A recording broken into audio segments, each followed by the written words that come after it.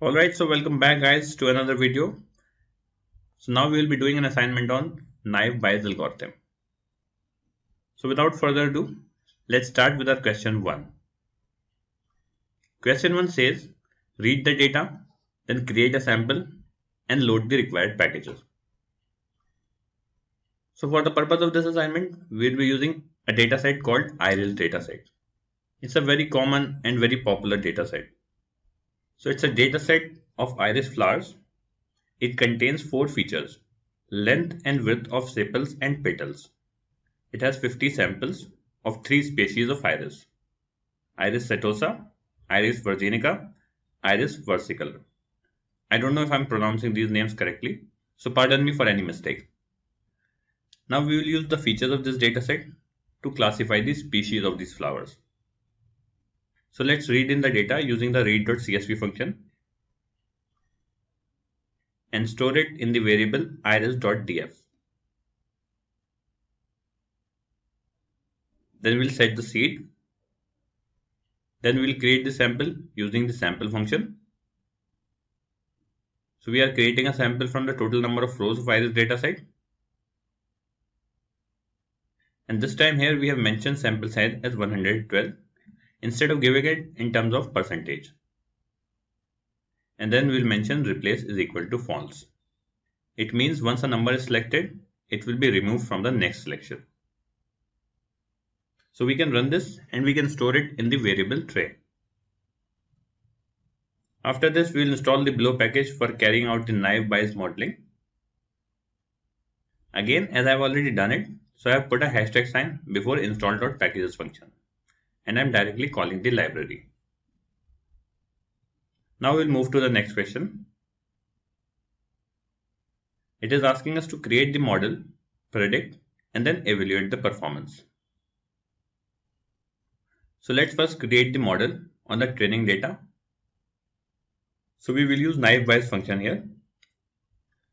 Species is our dependent variable. Then we'll use a tilde sign followed by a dot, which means we are using all the predictors for this model. Then second argument is the data, which is our training data. We will run this and our model is created. Now let's make the prediction using this model. So we will use predict function. As usual, the first argument is the model, which is stored in iris_train. And second argument is our test data. So for the test data, we can simply use a minus sign with the train variable and subset our data frame. So this will return all the observations which are not in the training data. Then we can just run this and store it in the variable iris_pred. Now that we have made our prediction, so in the next step, we will evaluate the model's performance. So we will again create confusion matrix using table function. The first argument for table function would be the test observation from our data for a species. So we can subset our data frame using the train variable with a minus sign. This will return the test data. And then we can further subset it using the dollar sign to extract the species column.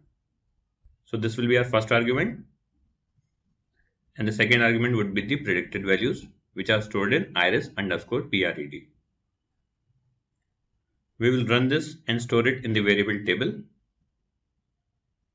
After that, we know how to calculate the accuracy from confusion matrix. We will divide the diagonal elements by the total value, and this will give us the accuracy of our model. It is coming out to be 97.3%. Now 97% accuracy is a pretty good result. Now there is an alternate way to evaluate the performance of our model using the cross-table function from gmodels package. So we will first install the gmodels package and then call the library. After this, we can use the cross-table function to print the contingency table. Now you can see the contingency table is printed here.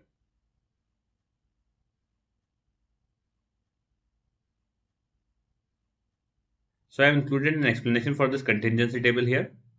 You can pause the screen and read it. It's quite self-explanatory. So I'll move to next question now. Question 3 says, what is data smoothing? Perform data smoothing and check if results are improved. Now the answer for this question is given here.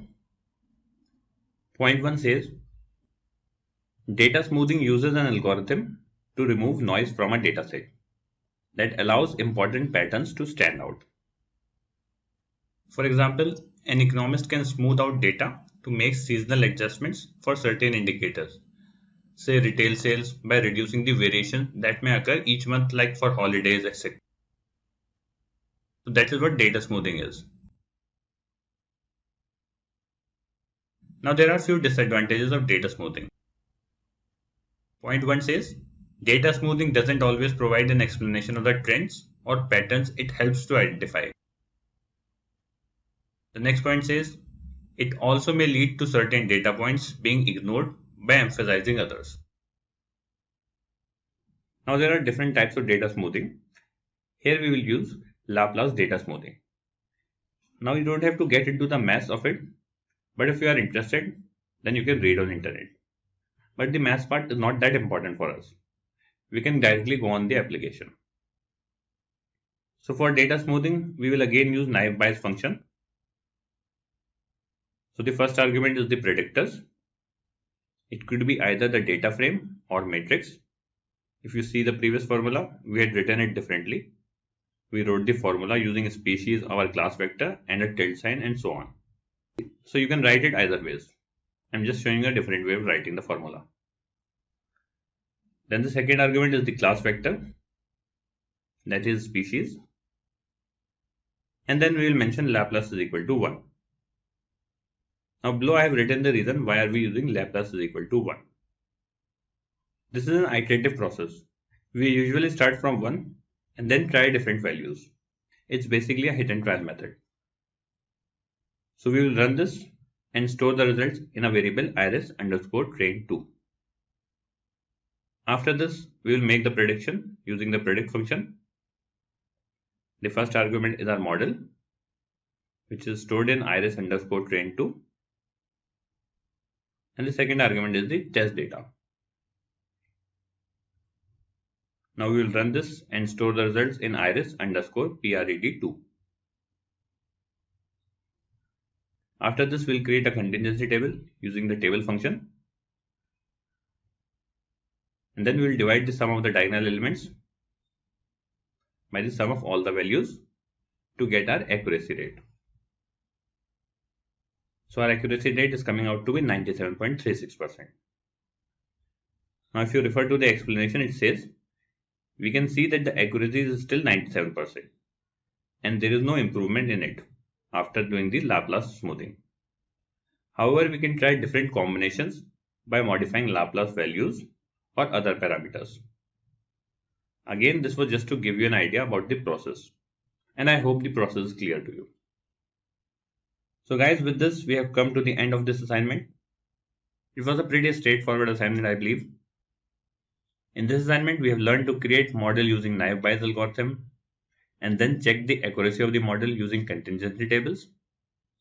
We have also seen how we can create contingency table using the cross table function. And then we discussed briefly about the Laplace smoothing technique.